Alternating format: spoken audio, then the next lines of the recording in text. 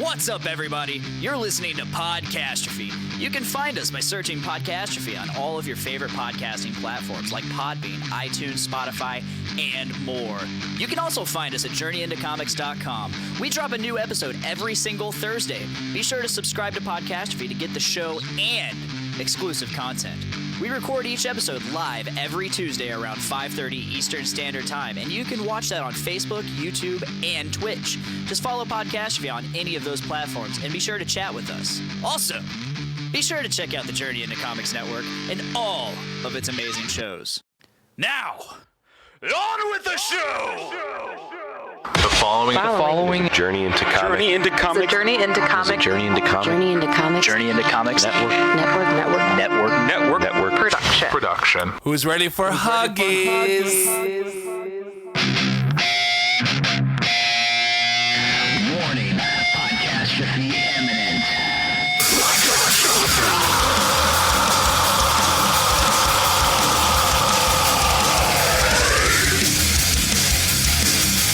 This is Podcastrophe with Nick and Tyler, and we're coming at you with a fistful of heritage on a podcast where anything goes and there are no safe spaces. This is Podcastrophe. Like it, love it, yee! What's up, ladies and gentlemen? This is Papa T, T-Y, coming at you fast and awkward. Not regularly, just intermittently. This was originally supposed to be a solo episode on this Sunday. This is the rest, relax, and recuperate day of this week. Not R&R. We've got 3 of them this time. But I had this wily idea that to bring in the father of pods, Mr. Nate Phillips himself. How are you doing?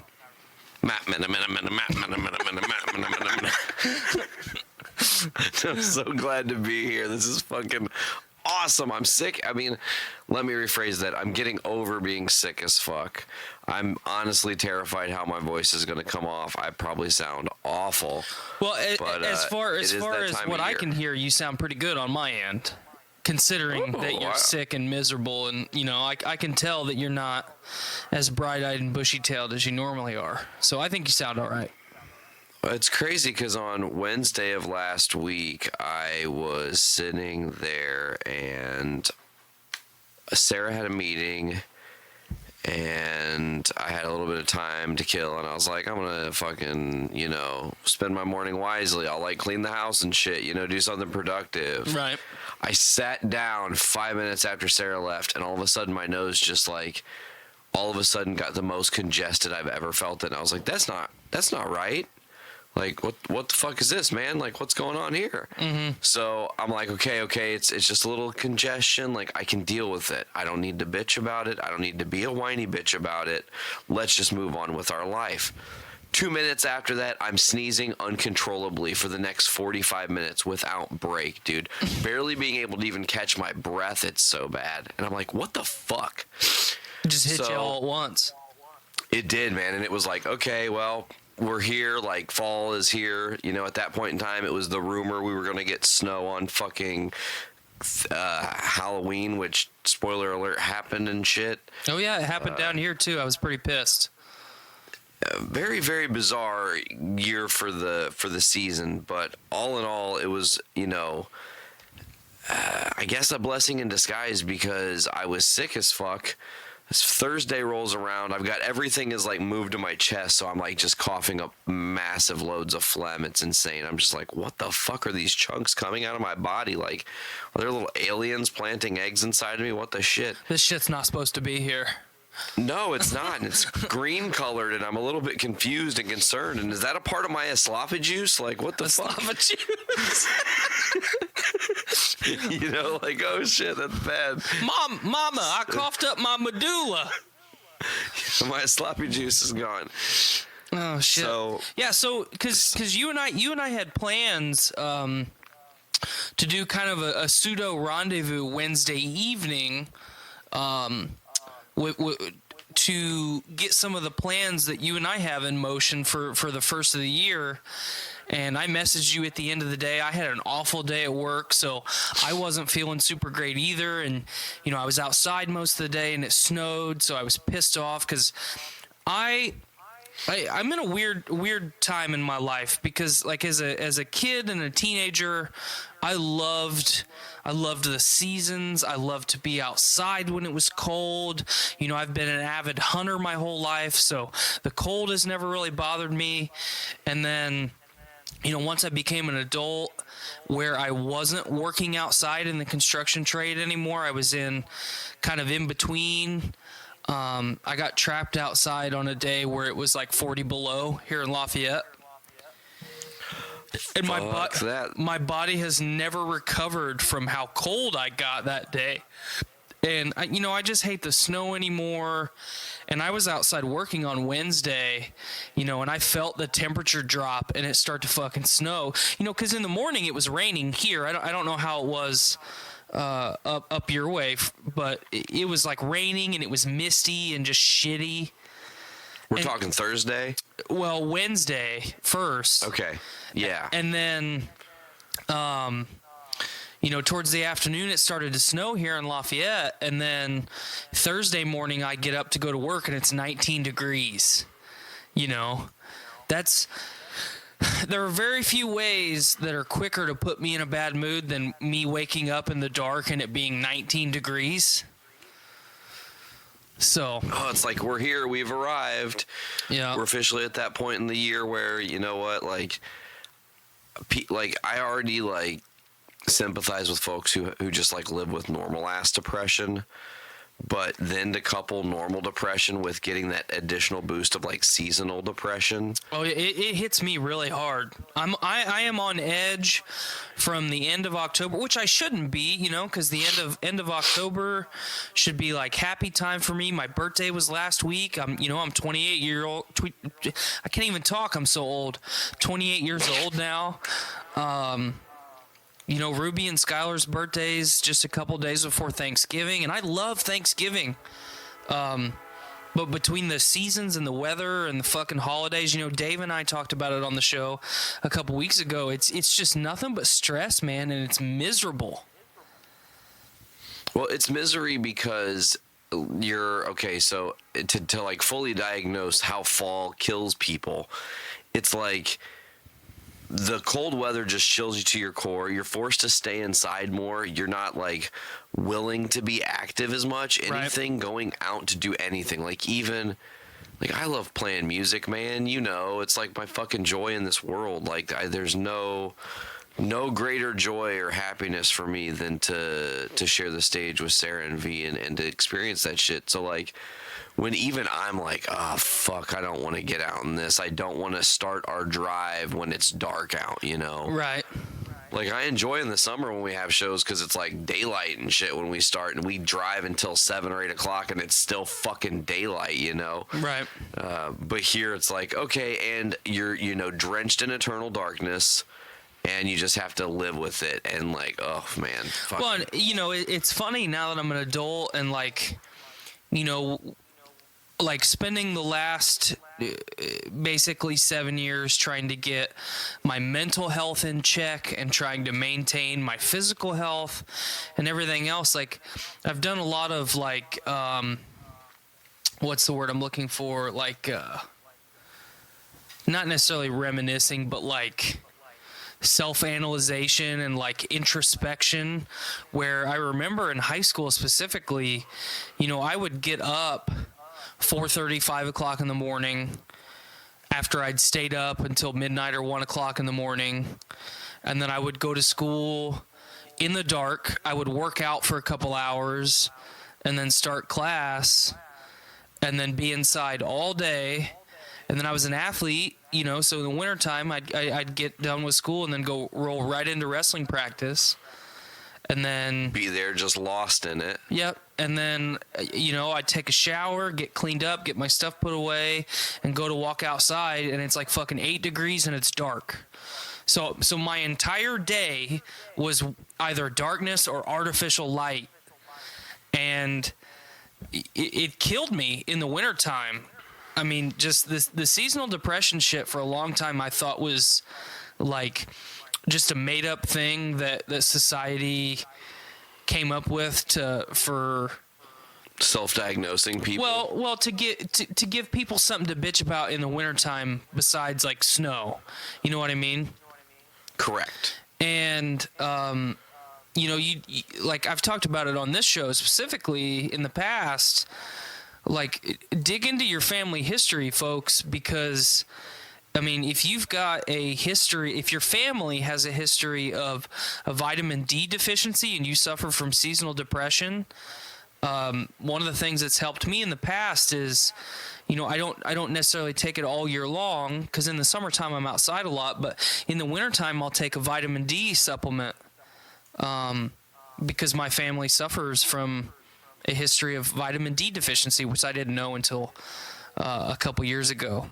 But let me ask you an honest question. Go ahead. Do you think that the vitamin D supplement helps? Absolutely. I think so. I think so anyway. Especially if you're a person that during the summertime is outside all the time, and then you know you brought up that super. It's not abrupt, but that extremely stark contrast between, you know, you get up, it's pretty much daylight already as soon as you get up. You're outside all day, or you're in a work environment where you can at least acknowledge that the sun is out, you know, and then you get off work and it's still daylight and you have time to do stuff with your family. And in the fucking wintertime, it's just not like that. So I think, you know, it might be a little bit of a placebo effect just because, you know, that's a legitimate thing. But I think it really helps me. So, and I think there's enough data to back it that it's not going to fix it, but it can definitely help. So I recommend it for sure. I'm going to have to absolutely check that out, man. Like, you know, it's interesting to think too. Like, I look at seasonal depression and it couples with me because I've witnessed it in a different setting as well. And for those who listen to what's going to inevitably be this week's season finale, I think maybe not episode of The Voice of Survival, I'm going to be talking about the whole gambling thing. And the seasonal depression can also be amplified in a different aspect depending on when you work. And I know that you've worked thirds before, but like in the casino industry, you're working thirds. You're in a boat environment where you don't see if it's daylight or nighttime or anything. You have no idea because there's no windows, there's no clocks, except for in the break rooms and shit. So when you're out on the floor, you get lost. You like literally you couldn't fathom what time it actually is. Right. And it can just drive you mad. Like, man is not meant to be up at fucking ball sack hours of the night working. Well, no, especially, you know, I've had this argument a lot with people since I've become a working adult. You know, I went through a period of time where I could just not get up. I could not get out of bed in the morning. I'm an extremely deep sleeper. And then you couple lack of sleep, and then the human species evolved to wake up when the sun came up, like most mammals that aren't nocturnal do, and when the sun goes down, they go to sleep. So on a biological level, you know, we have conditioned ourselves to function getting up at the fucking crack ass of dawn every day and being slaves. But it's not what your fucking body's supposed to do. No, it literally rewrites you. It fucks you up mentally, man. I know so many people, and I advocate for, you know, if people want to go spend their money in a casino, whatever. But I don't necessarily advocate people working there because if you have any inkling of depression, it will turn you into a different person. Well, especially too, you know, you reached out to the network to kind of workshop some ideas for this episode that you're referencing, and it's one that I really look forward to listening to because I'm not a person who likes to gamble. It's like, one, if I did it regularly, I would have a problem with it, but two, free will aside, there's no, like, I don't know. I've seen so many people on a personal level have like delusions of grandeur when they win a hand of cards, or they bet on the correct horse, or whatever. Throw any scenario out there, and then that little bit of fucking that endorphin rush that they get from beating the odds ruins their fucking life. Oh yeah. And you worked in the industry. I haven't. I've tried to avoid spending any time in casinos if I can. But I've never been in a casino where I look around, whether I'm at a card table, a roulette table, playing craps, it doesn't matter. Like looking around and seeing people that are just genuinely happy. You won't. Like they might be living in the moment, and they might be partying and having a killer time, but like I don't know. It's hard to articulate, because like you can look at someone and no matter how good of a facade or a mask they put on, you can tell just by body language and just the way they act whether that person is genuinely happy or not. I feel like I might be a little bit naive with it or looking into it too much, but like I've seen a lot of miserable fucking people in the casino, and I don't want that to be me. Well, it's really interesting that you have the foresight to see it that way. Because honestly, man, and some of this shit will probably not be talked about when I'm talking about the more legalities and the other side of it or whatever. Mm-hmm. But, all in all, you look at it and fucking people get lost in it because it's a chasing mechanism. Oh, yeah. And one victory in their mind creates invincibility. Mm-hmm. The weirdest thing is, it's like as if the universe genuinely says, now, motherfucker, I am going to tempt you and see how this plays out. And says, okay, I'll give you a win when you're brand new, you're rookie at this thing, and we'll see how you handle it. And I've seen people come in, man, and they're reserved. They don't know if gambling is right, wrong, indifferent. Walk up to the table, play a little bit of money. All of a sudden they win. What the fuck is this? They won $100. Oh, holy shit. Right. So they start having fun. They're a little bit more relaxed. They let their guard down. Mm-hmm. They start drinking. Now their inhibitions are in. Oh yeah. And you watch people, man, it's real. It's the realest thing. They build and build and build. They'll climb a mountain. And they will climb a mountain just to get to the fucking peak and jump clean off. They don't care. It's so stupid. Oh yeah. I mean,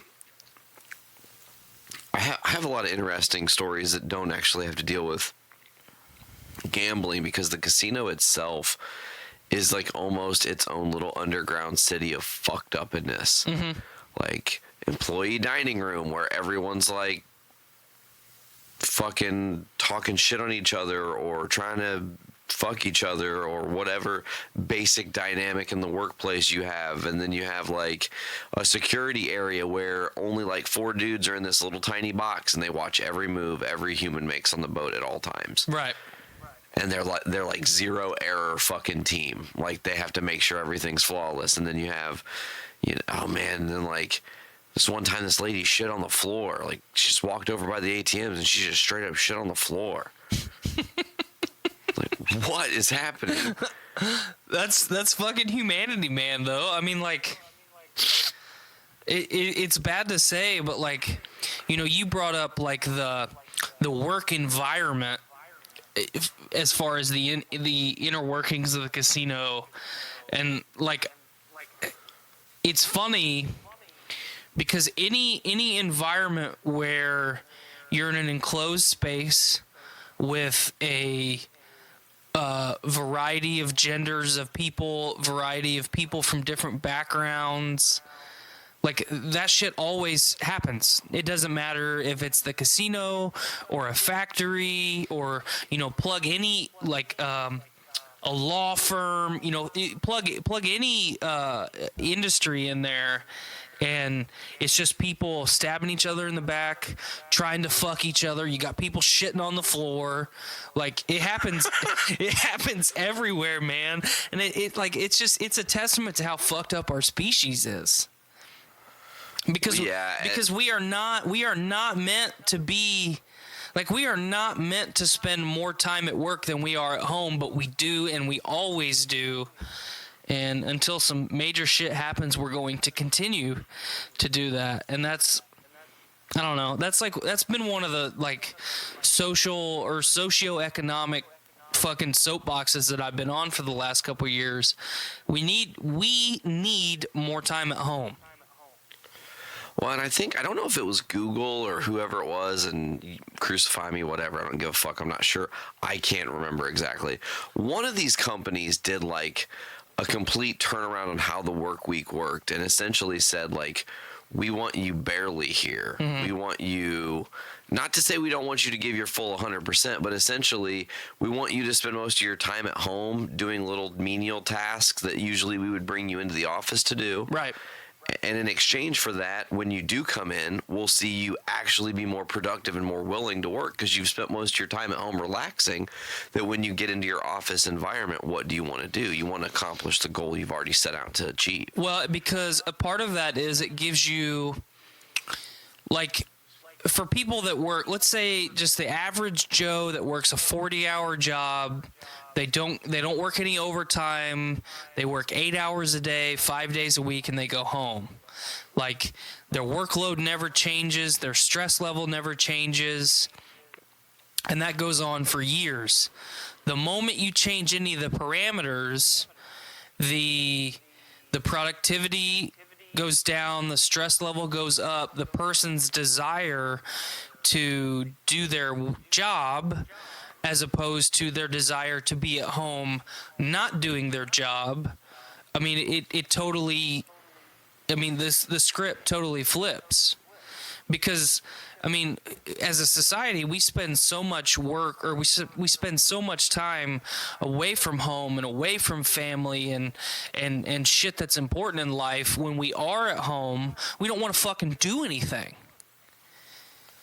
You know, no, we want to just like give in to the lazy monster because we've expended, we've broke our backs all week. We've given it to the man and let them take us on a ride. And I think that really the archetype of American capitalism kind of fucks us, because if you look at things, man, like I remember being a spry young dude, you know, I got my first gig when I was 14 years old. Right. And I didn't know what the fuck I was doing. I had to have my parents sign off on a permit. Only thing I cared about, I'm going to work, they're going to pay me, I'm going to get this bass guitar, and I'm going to change my life. Mm-hmm.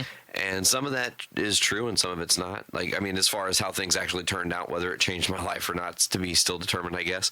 But, you know, you go in with this expectation when you're younger of like, if you break your back, they'll notice. The notice will put you on a pedestal. They'll give you things. They'll make you better. They'll pay you more. They'll treat you better because you're working hard for them. Absolutely. And that's not how it works at all. They see you and they're like, oh, how many weeks can I get him to work this hard before he realizes we're not going to pay him an additional dime and it'll break him? Exactly. Or let's see how many years we can get it to go on. How many decades can we get it to go on? Some people are a slave to that machine because, well, they get comfortable with it. They're like, sure, you're fucking me, but I guess if you're also putting a few dollars in my paycheck, that's good enough for me. In that, like, they get comfortable with the end justifying the means, and it's never even, ever. You know, there's enough. This is like, you know, obviously I have a kid now. When Ruby was born, I didn't take a lot of time off of work, but I did take some time, and I'm glad I did. You know, that the bonding time with a newborn child as a parent is like, you gotta have it. And there's enough research and data to back the fact that men and women in the beginning stages of a child's life need, they need that time off of work to lay the groundwork for a successful and healthy household, you know, for the remainder of that kid's life, and then the cycle perpetuates, and you know, that child eventually, if they choose to have a family, you know, circumstances what they may be, they have that kind of ingrained in their mind.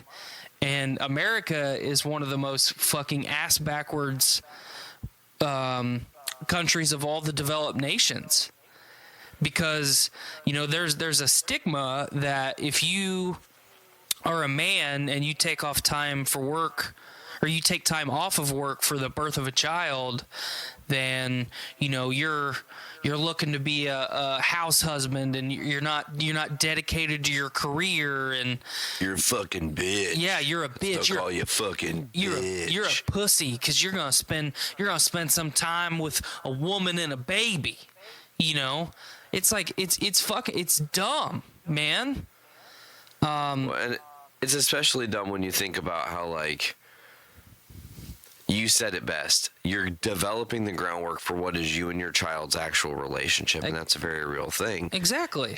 And even, I mean, yeah, you could be a hardworking dad all day, but hardworking dads that never see their kids, there's a thing there. There's a lack of development there. Mm-hmm. There are challenges in those relationships, you know. Well, and it from not personal experience, because you know Ruby was basically an infant when I left Tate and Lyle, but you know, I was watching my kid grow up on my cell phone, you know, and if Ruby was a teenager, how many soccer games would I miss in a row if it would have been that period of my life just to work, you know, a day of overtime or go in and work a double shift, basically, just for a little bit of extra money, you know?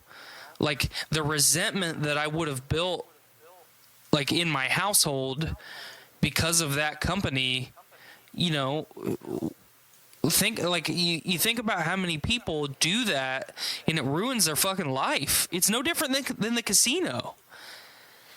Exactly. It's See, just, it all comes full circle. There's so much research. Like, there are so many independent companies in the United States that have restructured their work weeks and tried things to improve, and you know, there's data that backs that some things don't necessarily work. Like, not every industry can do the 32-hour work week like parts of Europe are doing.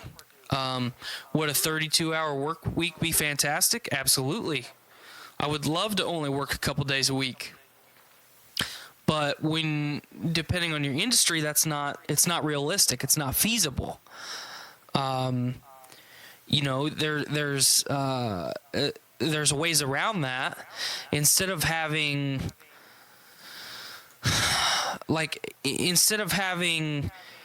2 shifts of people, have 4 shifts of people.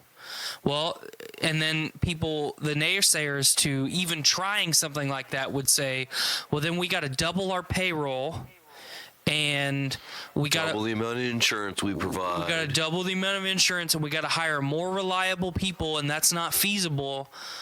Well, our HR department's going to have to grow to make sure we can accommodate all these people now. But you're paying people less. Well, you're paying people the same wage, just less hours. So in reality, you would have to pay them a little bit more money for people to have a livable wage. But the return on your the data is there. The return on your investment is incredible. So Mr. Bezos paying your Amazon warehouse workers $16 an hour to fucking kill themselves, you wonder why your turnover rate's so high. Like, if you're ever bored one day, compare major corporations' turnover rates as far as not necessarily like an entry level position, but not like the turnover rate of like managers. Look at the turnover rate of the working class individual as far as Amazon and like Google and fucking Apple, and then throw any other thing out there as a constant, and it's incredible. Absolutely, man. Yeah, it's just like, especially with, it's getting, politics are just about to get real heavy and heated, and I've said it every chance that I can get. This is the most important election of my lifetime up until this point. I mean, there's somebody out there that's going to listen to the show and say, well, they're going to bring up Obama and then they're going to do all that bullshit. And this is one of the things that frustrates me the most as far as, our current politics. People will say, well, Obama promised us all this change, and he didn't do anything but perpetuate and dig us deeper into the hole of what our modern politics are, and they're not wrong. But like no. Right now where we're at, we have no incentive to not fucking try something different. We can't let the big orange man win again. We cannot afford to do that. Is the person that's going to take his place necessarily better? I can't say. I can only speak on the research that I've done and the education that I've provided myself, because they have an incentive not to educate you on this shit because they want to keep you subjugated. But we have no incentive not to try. If healthcare for all doesn't work, we'll try something different. We have to try. You're right there with me. You agree? I think it comes down to this, man, and you nail the hammer on the head, because it's like, listen, we are all like, it's like this. Okay, I'll use a different allegory altogether to break it down for someone really simplistically. You're a single dude. You aren't with any particular woman. You just kind of do your own thing. You want to date a woman. You are thinking about a woman you want to date. Now, if you don't ask her to go on the date, you can never know if it would actually work or not, ever. Yeah. But if you just take the chance, hey, maybe sparks fly. And you know what? And if not, you just move on, man. There's more dates to be had. So, with the healthcare for all thing, with the war on drugs, I mean, there's, I'm a fountain of fucking conversation when it comes to the geopolitical climate and how everything's happening now, and, trying to just keep my finger on the pulse as we inch closer to this, impeachment proceeding. We've got a lot of people who are going to be ill-informed, man. There's a lot of people who would rather be ignorant to the facts, and that's just and that is a fact. Mm-hmm. They would rather die on the laurels of I'm ignorant of this, and that's kind of what I'm proud of, than to be, hey man, here's the real scoop, and like, all that shit that your parents probably actually believed in, of like our country, one for all for one, making sure we take care of each other and shit like that. Like, all that's going away because of this shit, and you guys are too dumb to see it because you're putting other things in front of it. You're saying, oh no, Trump is actually doing this. Oh no, Christianity doesn't mean that. It actually means this. Oh no, white nationalism isn't a problem. It's actually just fine. Mm-hmm. But I don't know, man.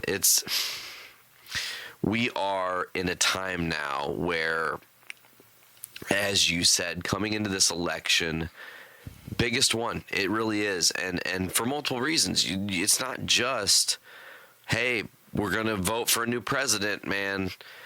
It's right now the House of Representatives is heavily Democratic, the Senate is heavily Republican. Mm-hmm. It's kind of creating a rift in Congress and making things impossible to get done. You got people like Mitch McConnell who are just blatantly flat out using his powers as a way and a resource to refuse to do things. I'm not going to act because I don't have to act. And,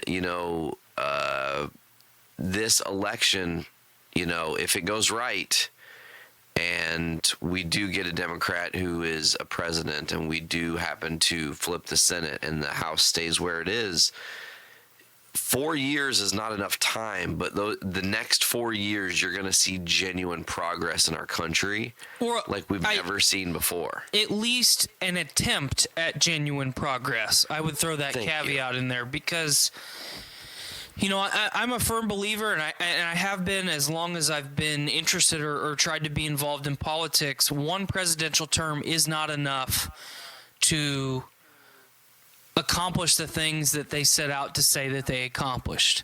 You know, I think Trump is for sure the example of the opposite of that. I mean, we don't need another 4 years of Trump to say, okay, you know, he didn't really follow through on some of the stuff that he said, and he's kind of a failure as a president. There's a lot of stuff that Trump has done and that I don't want to say is beneficial, but he has done some things that aren't terrible. But just overall, it's a flaming dumpster fire full of cat shit, man. It's got people bamboozled into thinking that because stock prices are high, that the political climate in our country is good. Quit looking at fucking stock prices, man. There are still men, women, and children starving on the streets in America, and no one gives a fucking shit about it, and that's a problem.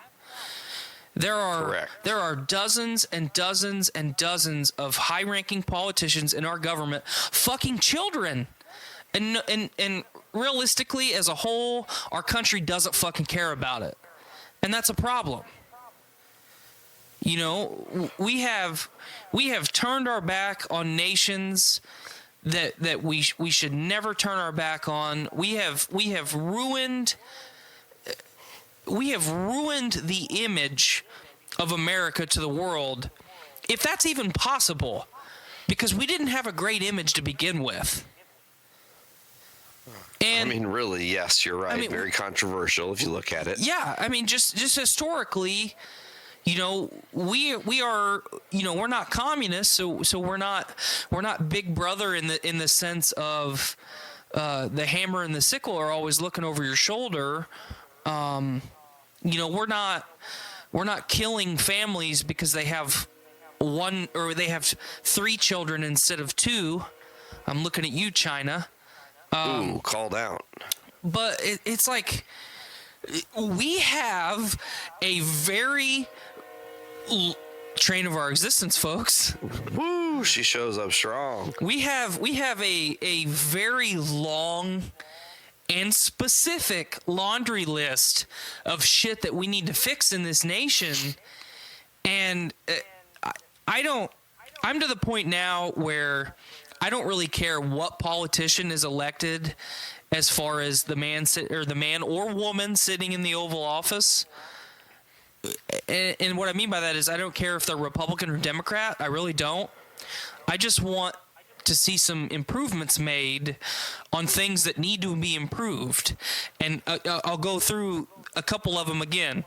Men, women, and children starving on the streets of America. It's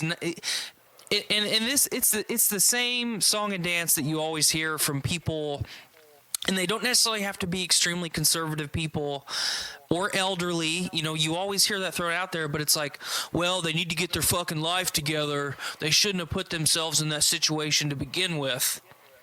Okay, you know, this isn't fucking 1940. Shit happens. It happens overnight. You know, not everybody's fucking born with a silver spoon in their mouth, okay? Let's move on from that. Our government, our politicians are fucking kids, man. That's not okay. It's not. What do you think about this? We're gonna pull a real podcastrophe here because we're gonna go down a rabbit hole I didn't expect us to go down today. But I'm gonna ask you a question because it's right where we're at. Did you see this thing about what happened on Fox News this morning? With the Epstein? Yes. Yeah, it was fantastic. Yeah, this is the thing that the internet will not let die. And good on you. You know, good on you, world, for keeping this story alive and trying to find some truth and some craziness. You know what I learned that was even fucking crazier? Do you know about the painting that Epstein had? Of Bill Clinton wearing a dress with high heels? Nope. Well, there's another one. He's got that one too. Don't forget about that one. Now that one is important. It does have the Monica Lewinsky dress on Clinton. You're right. He's slouching in that chair. He also has a very interesting picture of George W. Bush with 2 paper airplanes and 2 Jenga towers that have crumbled. Oh shit. Sitting in the Oval Office. And you know, I'm not going to lie, but people who were sick fucks who fucked little kids probably had sick fucking sense of humor. And maybe dude knew way more than he should have known, just saying. I mean, I could talk like until I literally had no more capacity to draw oxygen into my lungs about some of the 9/11 conspiracies, and rather than bore everybody to death with that, what I will say is, you know, everyone blew the Storm Area 51 thing up into, you know, it's a viral meme, you know, it's a big joke, and you know, was it intelligent? No. We as a just fucking human beings should not Naruto run at a United States military base, because they will shoot you. Not going to turn out well. No, it's not going to turn out well, and you're not even really going to be martyrs in the sense of that. You know, our fucking, not necessarily our generation, but us as a people, we're so fucking lazy, and we almost refuse to act anymore. Just because, you know, we want to see it on our phone, we want to hit the like button or share button, and then we want to go about our day to the next best thing. But the point, as long-winded as I'm being here, the point that I'm trying to make is that we don't have a right to know all the secrets of our government. I think some secrets are best, you know, unknown for the common citizen. Sure. Don't want to explode too many people's brains. Right.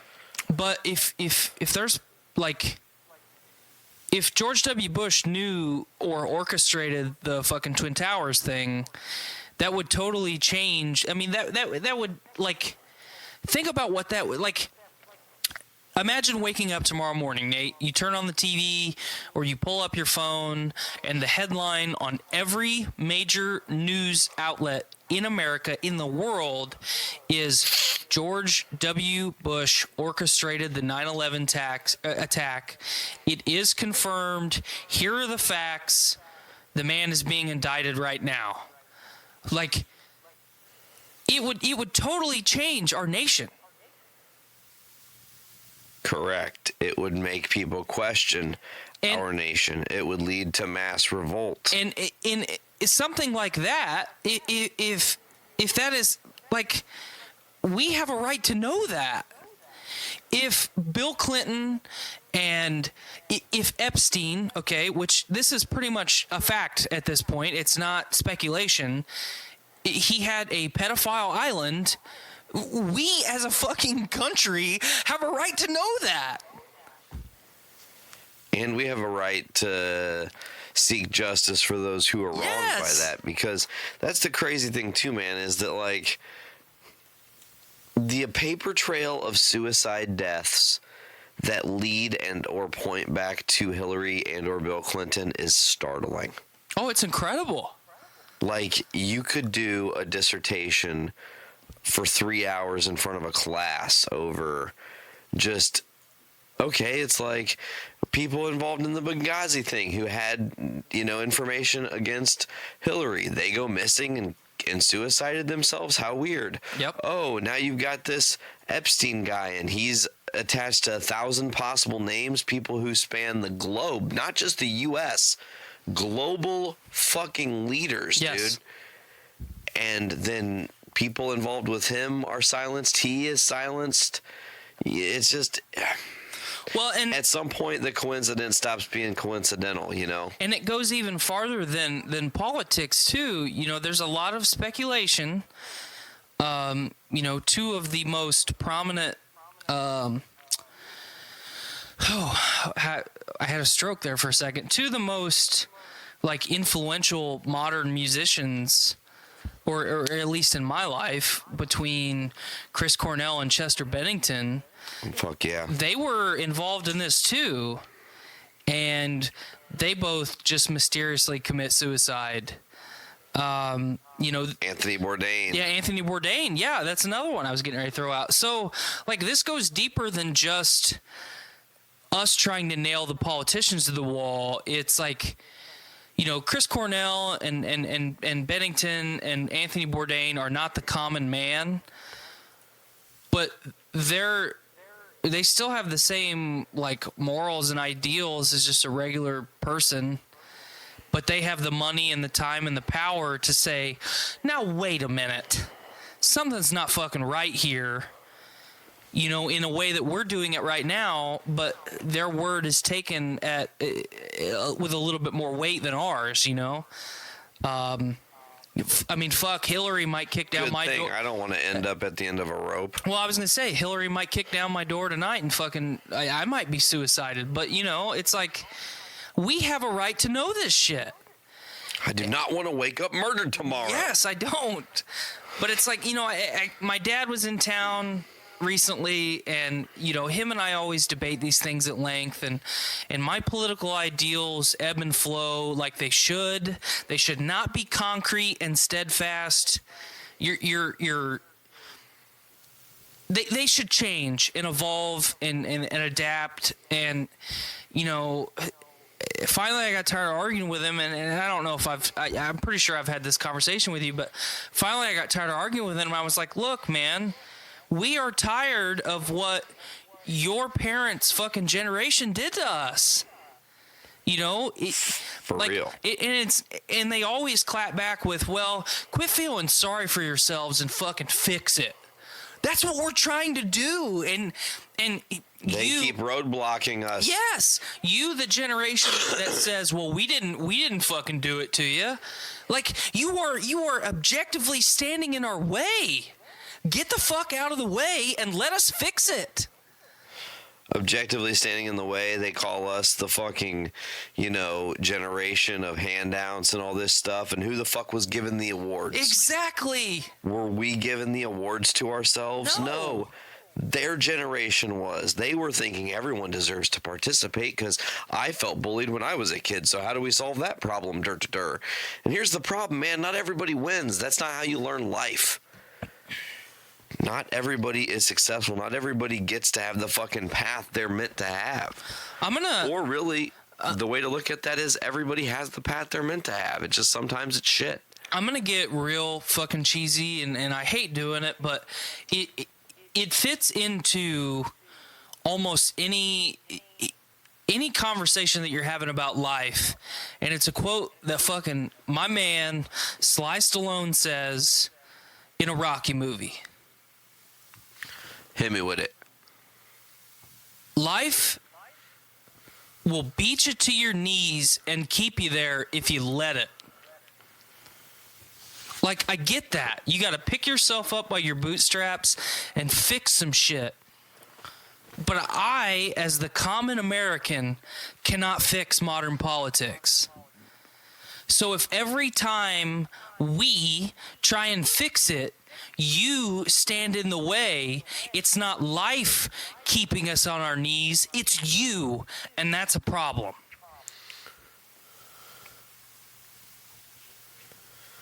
It's like, when you look at that quote, I think about, like, you can let adversity take you down the path of darkness, or you can see the path of darkness from adversity and elevate yourself above it.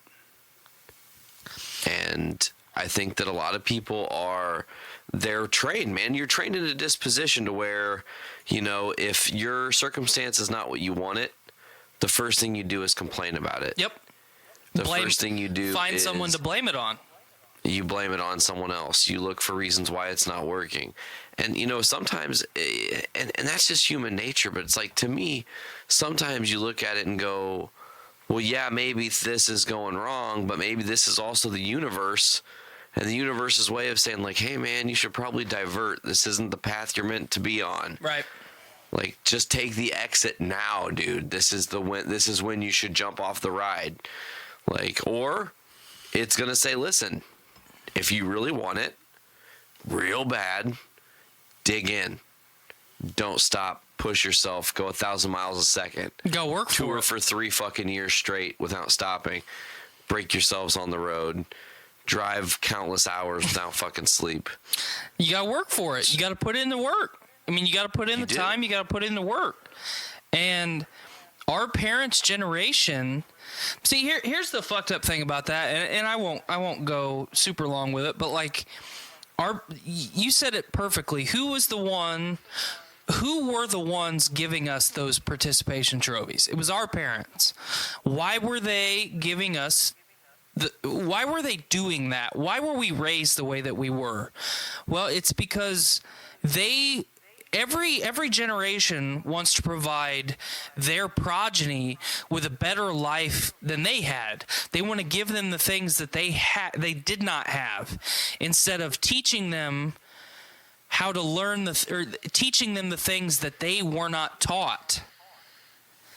So, like, they'll point fingers at us and say that we're not willing to work for it, but as far as on a historical level, we work more hours for less pay, less benefits, in shittier housing, and we have a lower, like, projected, like, life outlet than any generation in history. Yes, we have technology. Yes, we have some things that our parents and their parents didn't have, but fucking, my mortgage is $1,000 a month for a house that should not be $1,000 a month, and I don't have shit credit. My rental house and my apartment before that were both $1,000 a month for a 2-bedroom apartment and a 3-bedroom house, and that's fucking ridiculous. It should not be that. Well, and I think that if things would have been properly handled in our country, say in the 70s, looking at Reaganomics and how things with unions were affected. But, like, the thing is this, man, is that we should, I guess is the better way to say this, be in a position where we all have money and are powerful and whatnot because of inflation. Mm-hmm. But the only thing that wasn't inflated during the times of inflation was minimum wage. It was a stalled number. They just said, oh, well, you know, like when I started working, it was $5.25 an hour. I was 14 and like, holy shit, that's so much money. And I'm thinking now, like, there were people fucking super struggling that I didn't even realize when I worked there. Right. Well, and it's, you know, that's one of the one of the things that I've gotten in the biggest debates with, well, minimum wage is it's for teenagers and fucking elevate your life, you know, don't work a minimum wage job. Like, the minimum wage is there, and people forget the minimum wage was instituted right around the same time that fucking Social Security was. So if you're looking forward to collecting a Social Security check, I don't want to hear fucking shit about minimum wage. The minimum wage is supposed to be the minimum livable wage, not the work 3 jobs and struggle wage. It's the minimum livable wage. House, vehicle, food, amenities. That's it. $7.25 an hour is not enough. Well, and I think I saw a meme, and I'm sure you probably saw it too, but it was like, how fucked up is it that they say that, like, oh, X job shouldn't make that much in minimum wage. So what you're saying is that job still needs to be done, but whoever does it deserves to be impoverished. Yeah. Like, they deserve to be in poverty because that's the job they chose to do. Exactly. See, it's all the blame game, flipping back and forth and back and forth and back and forth and back and forth. I'm gonna just say it again like a couple more times. You know? Well, and it goes back to what you and I said, you know, right around a half hour ago. I think that they. And I don't like using the phrases we, they, because it fits in with the agenda that they have. It divides you, you know. Instead of it's all we as a people, it's we as these people and they as those people who are above us. I don't like to use it, but we don't want to be subjugated. So a good portion of us try and educate ourselves and do the best that we can. They have an incentive to keep us subjugated. So they educate us less and they get us comfortable working in poor working conditions, poor wages, you know, the list goes on and on. They get us comfortable doing that, and then it perpetuates the cycle because we can't educate ourselves if all we do is work. Bingo. So it's fucked up. Nailed it. It's morbid and it's fucking sad to talk about. Like I've had people come up to me and they're like, "Man, you really like to talk about politics." No, I really don't, because it's frustrating and it's sad, and like, especially right now, I'm going to say this again because there's people, like, not necessarily in my friend circle, but that I know that don't think that this is a priority right now. There are people in our government fucking children. I don't like to talk about that, man. It's a fucking bummer. Yeah, it's just, it's all, like, politics in general right now especially, it's just all downer. And we need to get it on the other end of the spectrum. I just, oh man, I feel like it's like, and I've said this before, maybe we said this during the Aliens episode of Voice Survival we did, but I feel like there needs to be some sort of, like, not mass extinction event, that's a bad terminology, but a mass event that, like, sets everybody on the same level. Like, all of your religions mean nothing. All of your beliefs mean nothing. Here's the fact. Right. And this is an undeniable fact. And it's not the second coming of Jesus. It's maybe aliens. I don't know what the fuck it is. Well, I mean, you would think that, at least for right now, that event would be climate change. But climate change right now is just a political agenda, and it's just dividing us that much more. You know, I've gotten in arguments with people where, like, the EPA is this evil organization. Excuse me. Protection is in its name. Is it a little bit too bureaucratic at times? Absolutely. Did it get out of control? Absolutely. But that's not our fault. That's the government's fault. They're the ones that are supposed to be in control of it. Get that shit back under control, because I want my kids and I want Ruby's fucking kids someday to breathe clean air and fucking have clean water. You know, like, that should be a priority. Well, and then, like, and though that is a priority, also, like, to look at it as another spectrum, you could say not only have clean water and air, but, like, taking those same things and making energy from those things. Right. And making everything self-sustainable. Yeah, that's another one. I mean, everyone's afraid of nuclear. Nuclear, right now, at least where we're at, nuclear is really the only option that we have. It's not fucking Chernobyl level technology. It has improved exponentially since Fukushima happened. Fukushima is an environmental problem, which is another one that we're ignoring and pretending that it doesn't exist. But what's Fukushima? You mean there is stuff in the ocean? It goes back to the same thing that we said with politics. We have no incentive to try. Like, solar's great, okay? When in reality, it's really not. It's incredibly detrimental to the environment. The lifespan of a solar panel is about 7 years. They're not renewable, and the materials that they use to manufacture solar panels is incredibly hazardous to the environment. Are lithium-ion batteries great for your cell phones? Absolutely. It's incredibly detrimental to the environment. Like, all this shit that we're doing to try and be better technologically and more sustainably, like, it's great. but like wind turbines are never meant to stop spinning. But we do because we're not going to give away energy for free. And that, I mean, the manufacturing of wind turbines, it's expensive. It has a big part of the petroleum industry is involved in that because parts have to be lubricated, shit has to be cooled, like it's all intertwined. And it just so happens that the solar and the wind industry are subsidized by the gas, oil, and coal industries. Like, okay, it's no wonder this shit hasn't taken off. Because they don't want it to. They don't want it to. They have an incentive, again, to subjugate the masses and not let it. So, you know, from my education standpoint, I'm not a nuclear engineer.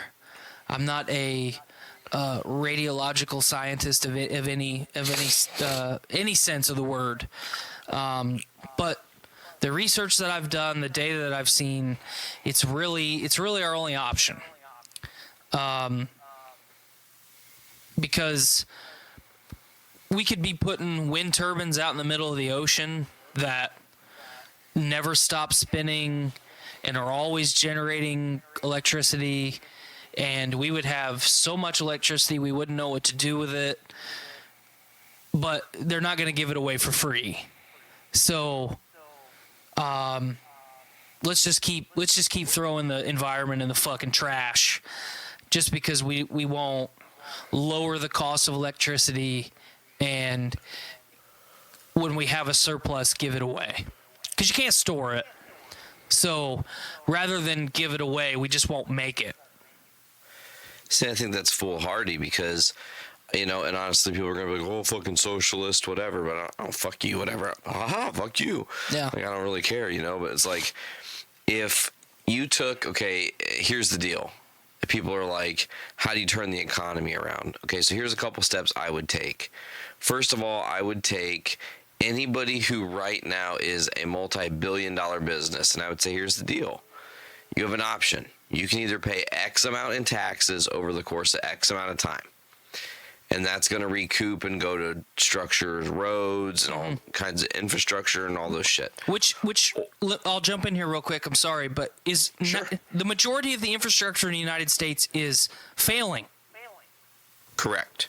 Like it's a danger to society. It's failing that bad. Look at some of the data on bridges tested in the United States over the last decade. Look at the percentage of those that are at the level of catastrophic failure right now.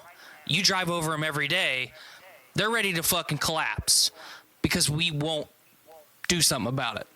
Proceed. Terrifying. Fucking terrifying, man. But like, you know, you say, here's the deal. If you're not going to take and pay X amount of taxes, then we're going to change your business model altogether.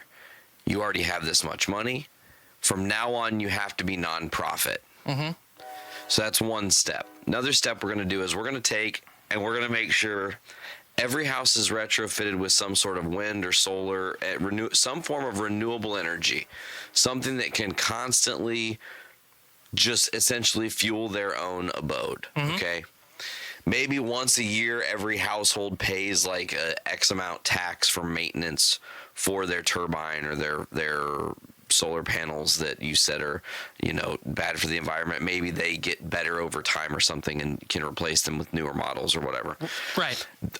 Also, across the United States of America, anywhere that the United States is, 100% full coverage Wi-Fi always. If you want interconnectedness, that's the way to do it. Then you take and you say, look, now you've alleviated people having to pay for X utility, which used to be your phone bill. Now it's become your Wi-Fi bill. You have now alleviated people having to pay for their power because they're self-sustaining. So if the grid goes down, no big deal. Everyone's going to pretty much sustain themselves, wind, rain, or shine. Right. Cool. Power outages are not a big deal, not as nearly as bad as they've been in the past. I mean, couple weeks especially. I saw people in Tennessee went 4 and 5 days without power. I can't even imagine that. That'd be awful. all your food goes bad. You can't watch your shit. You got to go to the fucking 7-Eleven, wherever in town actually does have power, to charge your phone for a half a minute. Like, ugh. What did people do back in the 1800s? Fuck. Just live. They fucked, actually, probably. Yeah, they fucked and they lived. They didn't bathe very often. So the fucking probably wasn't great. They did smell kind of like ass. Yeah, they were stinking. It's like, bro. Like, But everything that you just said, I'm all about it. But it let's rewind a little bit and then just say it again. Like, we have no incentive not to try. exactly. Like, what's it going to hurt at this point? How much worse could it be? We have to do something instead of just crippling ourselves with talking about all the things that we could do and just never trying it. You know, it's me asking Skylar out on a date for the first time. You know, you gotta fucking ask, or else you gotta try, or else it'll never happen. Wayne Gretzky, man, one of the greatest quotes of all time. You know the quote? Yeah. Miss 100% of the shots that you don't take. That you don't take. You gotta fucking take a shot sometime. We gotta try. And not shot in the mouth. I mean, unless you're trying to get across country, and sometimes you gotta take a shot in the mouth. It's just, Sometimes. It's the unwritten rule of the road. Throwing that out there, just spur of the moment. Man, so what else is good, dude? I knocked off one of my bucket list musicians last night. Oh, I'm gonna play coy and ask quaintly, what was that? What did you see? Skylar and I went and saw Tool, my man. I finally did it. G-Louse. I am G-Louse. Skylar asked me when we left. We were on the road on the way home. You obviously you made that drive last night, so you know how miserable and boring of a drive 65 from Indy like up to Lafayette is. It's just dark and boring, and the construction's awful. 365 days a year. It's just, you know, so we were having some nice road conversation, and she asked me, she's like, well, how was it? You know, what, like, was it what you thought it was going to be? And like, I was smiling, man. In the last couple years, I've got to see, like, almost a dozen bands, which, you know, the 5 years before that, I got to see like 2 concerts because I work so much. And 3 of those bands were on my bucket list. I had to see them. And Tool's my second favorite band of all time. And I finally did it. So, yeah, I mean, they played a fucking fantastic show. So, I've talked to a few people. I saw, you know, Patrick's post, and you and I talked about that this morning. I saw that all go down. It was right by me. I didn't realize it was crazy. him. Yeah. You know, I've seen some people complain about the sound quality. I didn't think the sound was bad. Maynard's vocals were a little bit quiet at times, but they were fucking, I mean, everybody else was on point, man. Everything sounded great. The set list was good, which, you know, I expected them to play almost entirely the new stuff off Fear Inoculum, and they really didn't play. I mean, they did, but it wasn't like super. The set list wasn't dominated by Fear Inoculum, so they didn't make it so hyper focused that you were like, God, I just wish they'd play fucking Stinkfist or 46 and 2 or anything. Yeah, it wasn't like we're doing this. I mean, obviously, any band that tours right after an album is touring to try and make money. You know, I mean, because there's no other reason to tour. But like here was the the set list from last night. They opened with Fear Inoculum, Enema, Parabola, Pneuma, Schism, Zombie, Vicarious, Descending, 46 and 2. They took a 10-minute intermission. They played Chocolate Trip, Invincible, and Stinkfist. Damn. And they actually played. Wait, this isn't right. Because they played. They played more Fear Inoculum songs after the intermission too. So, not totally correct, but it was great. Do they, I'm going to ask a sarcastic question. Do they hand out, like, acid before the show, or? Man, I wish I really, like, I wish. You, like, super fucked up on weed? Skylar and I were talking about, like, because we got there early. We didn't want to fight a bunch of people trying to get to our seats and all that. And, we're sitting there, and I looked at her, and I was like, hey, I've never seen a Tool show live, but I've watched as much of it as I can on the internet. And I looked at her and I said, you've never been to a concert like this before. So sorry if you don't love it. I mean, because, they're fucked up. I mean, let's just say it plain. They're fucked up. Totally. But like, the display behind them, is playing a lot of their old music videos, and they have this cool like light curtain that came out, and it totally framed the stage, and it was a part of the light show where images were on that light curtain. So there was a lot of really cool shit, and Skylar was kind of tripped out by it because she's never seen anything like that. So it was good. No complaints. Fuck yeah, man. No complaints other than Killing Joke opened for Tool, and I didn't even know that Tool had an opener. I thought it was just them. And they were awful. Yikes, that bad that you dropped awful and you posted. Yeah, I made a Facebook about post how bad about it was.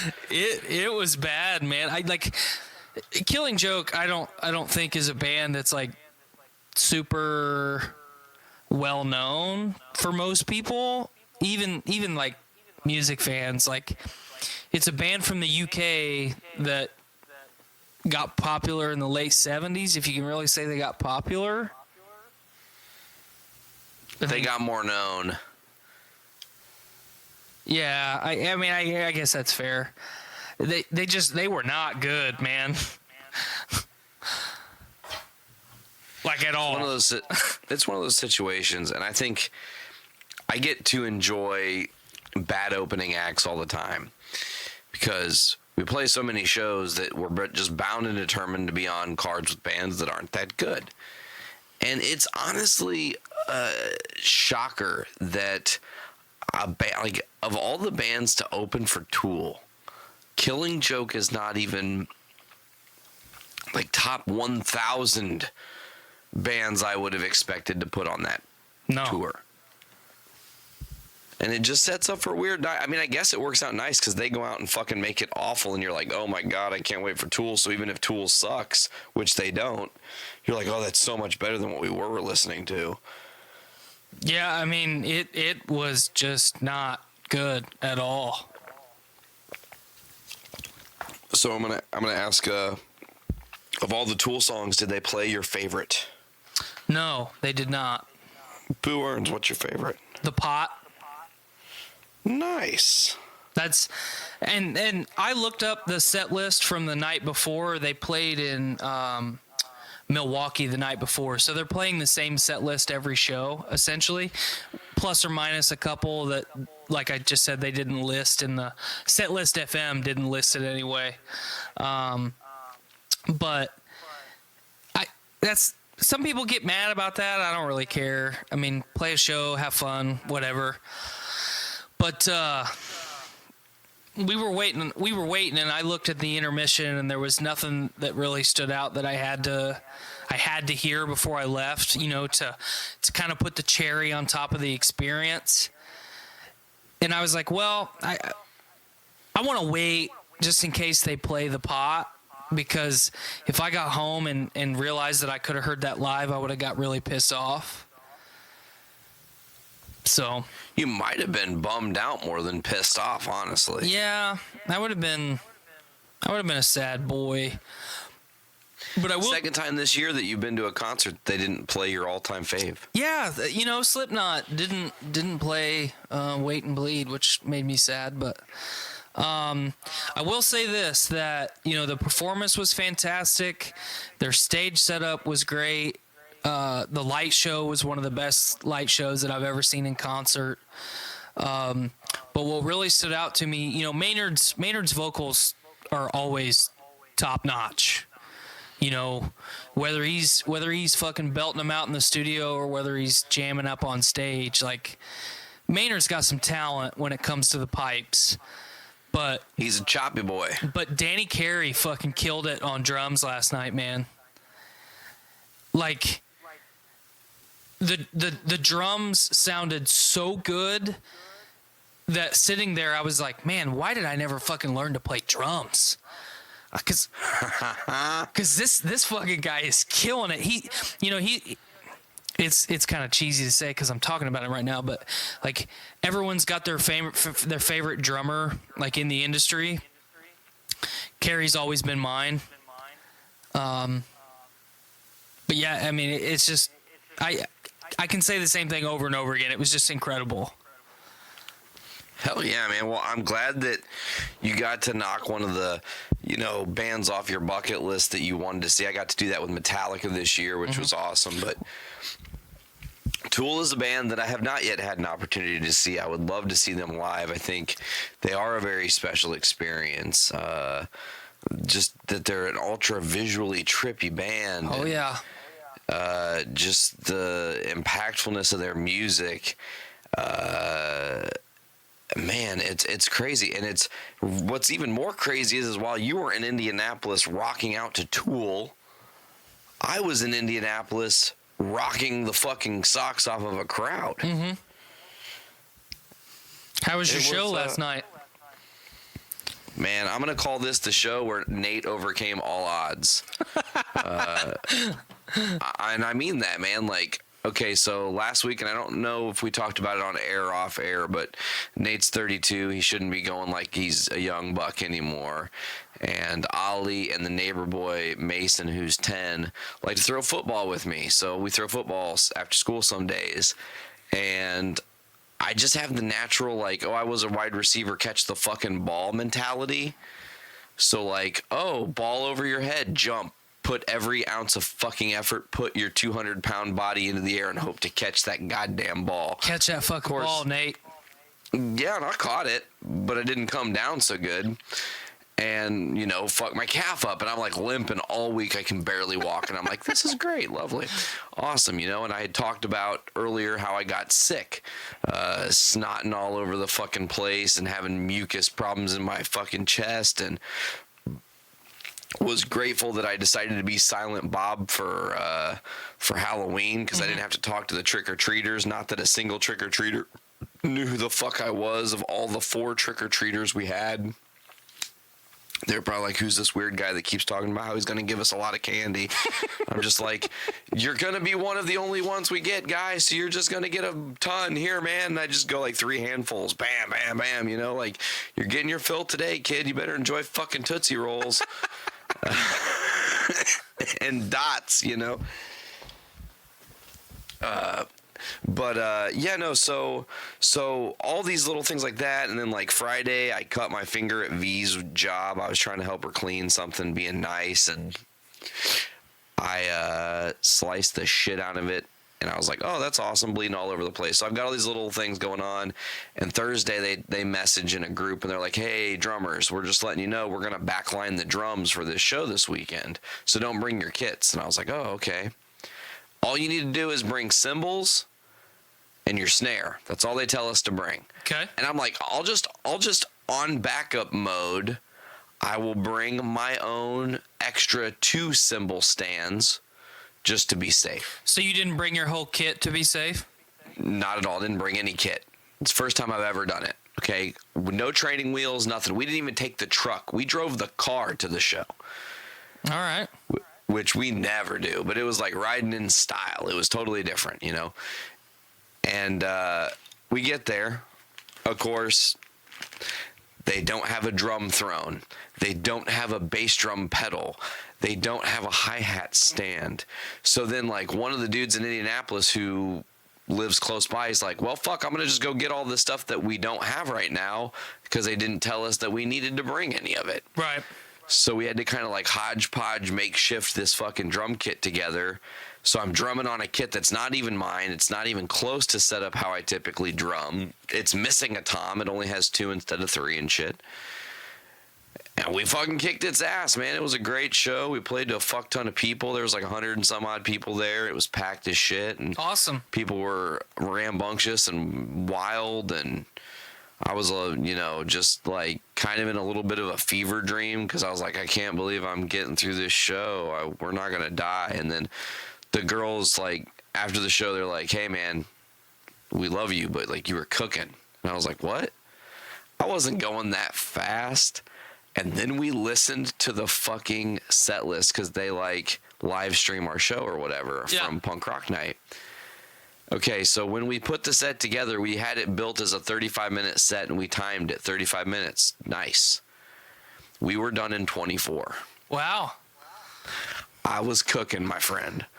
And then, like, I watched the video back, and I was like, holy shit, why are we going so fast? What the fuck was I thinking?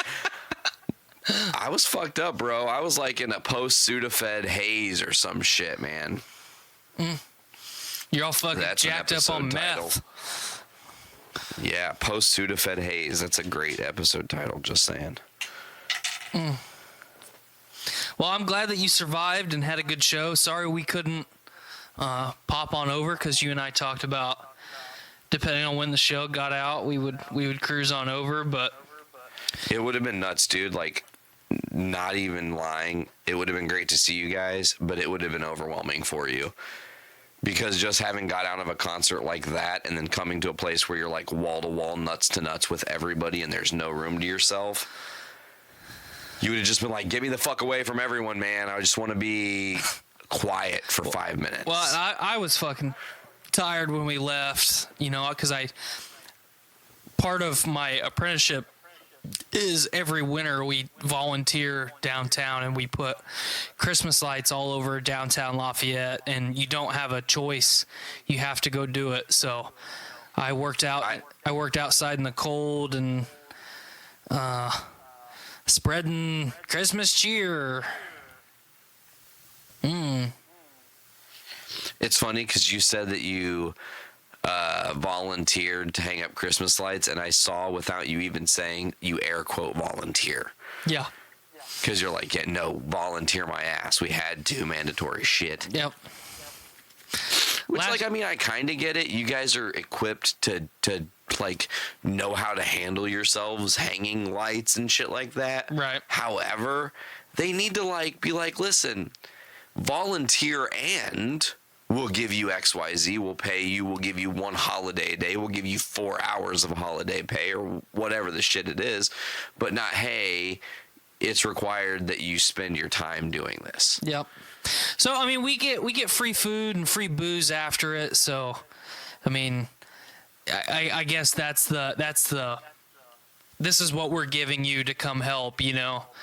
So we went to Brew Burger and I had a pretty decent burger and drank more than my allotment of adult beverages. So it was all right. Feeling footloose and fancy free. Yeah, I took a good nap when I got home. I'll tell you that. Man, naps are the shit. Fuck yeah, they are. No, man, it was all in all a really good, successful weekend.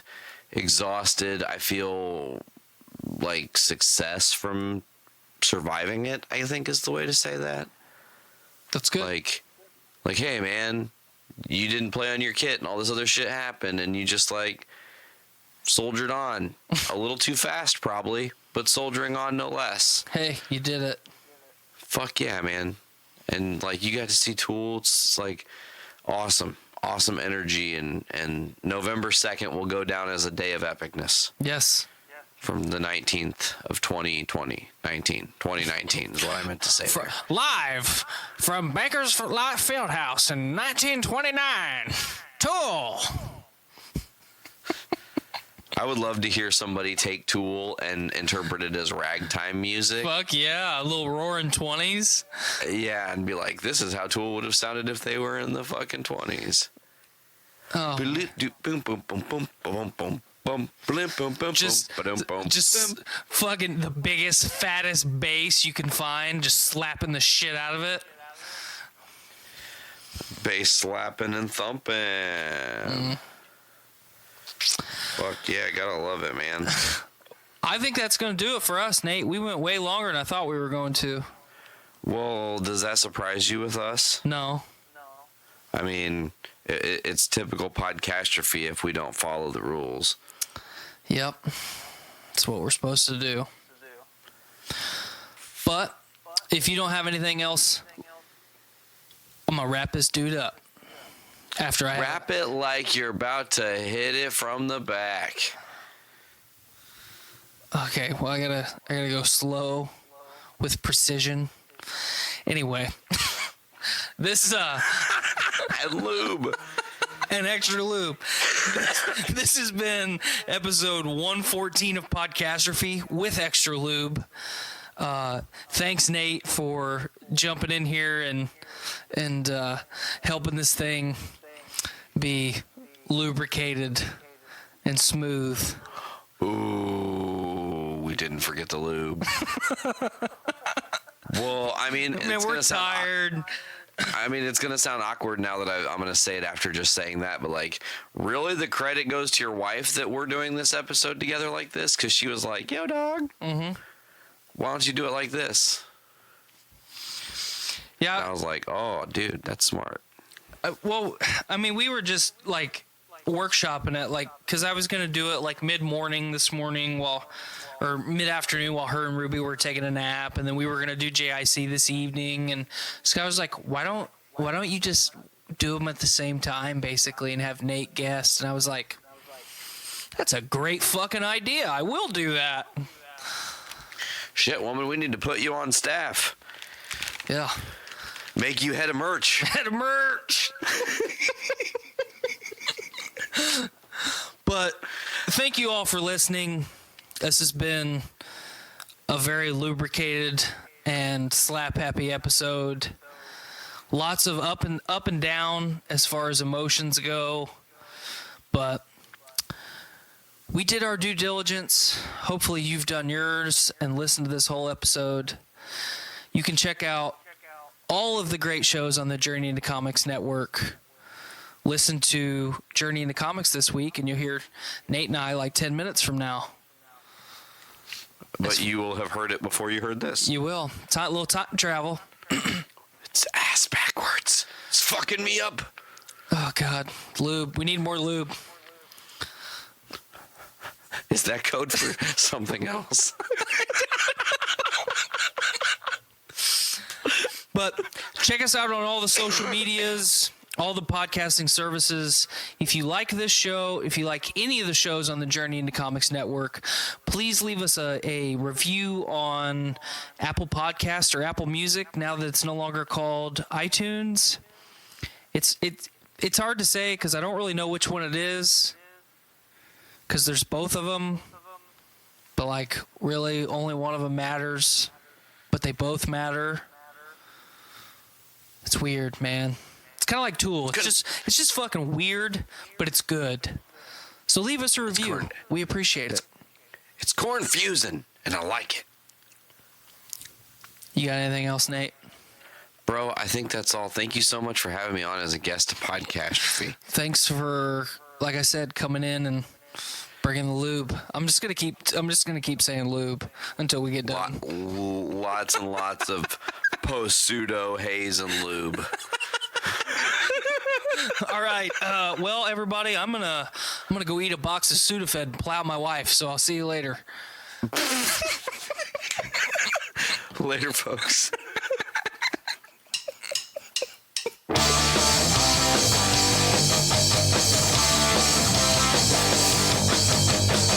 Woke up this morning with my dick in my hand. Girl is to the right of me, just like I planned. It's gonna be a big dick day. It's gonna be a big dick day. It's gonna be a big dick day. It's gonna be a big dick day.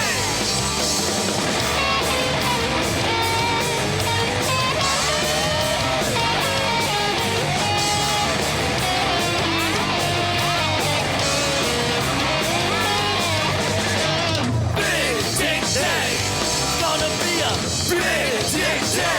It's gonna be a big dick day.